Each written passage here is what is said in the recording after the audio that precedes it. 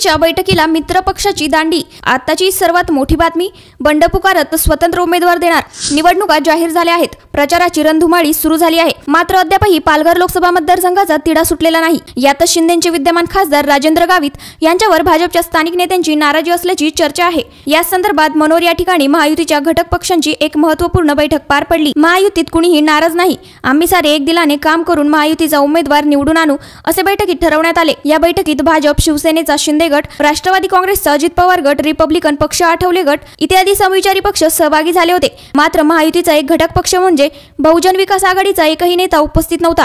यामुळे बहुजन विकास आघाडी आता आपला स्वतंत्र उमेदवार पालघरमधून देणार हे स्पष्ट झाले आहे। या बैठकीत ही जागा कुणाला आणि उमेदवार कोण हे ठरवण्यापेक्षा महायुतीचा उमेदवार येथून निवडून पंतप्रधान मोदींचे हात आपल्याला बळकट करायचे असं ठरवण्यात आले। त्यासाठी महायुती ताकदीने काम करण्यास सज्ज आहे। महायुतीच्या उमेदवाराला बहुमताने निवडून आणू असा ठाम निर्धार यावेळी करण्यात आला। महायुतीत उमेदवार कुणीही असला तरी त्या उमेदवाराला प्रचंड मताधिक्याने निवडून आणू असा एक सूरही यावेळी आवळण्यात आला। या बैठकीनंतर कुंदन संखे यांनी माध्यमांशी संवाद साधला। ते म्हणाले, महायुतीचा नेमका उमेदवार कोण याबाबत हायकमांड निर्णय घेईलच। वरून एकदा निर्णय आला तर त्याची आम्ही अंमलबजावणी करू।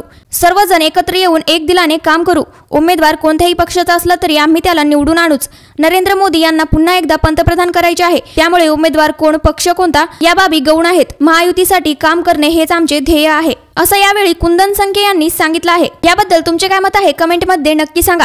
तुमचा सपोर्ट महाविकास आघाडी की महायुती याबद्दल देखील कमेंट करून नक्की सांगा। आणि अशाच व्हिडिओ रोज बघण्यासाठी आपल्या चॅनलला सबस्क्राईब करायला विसरू नका।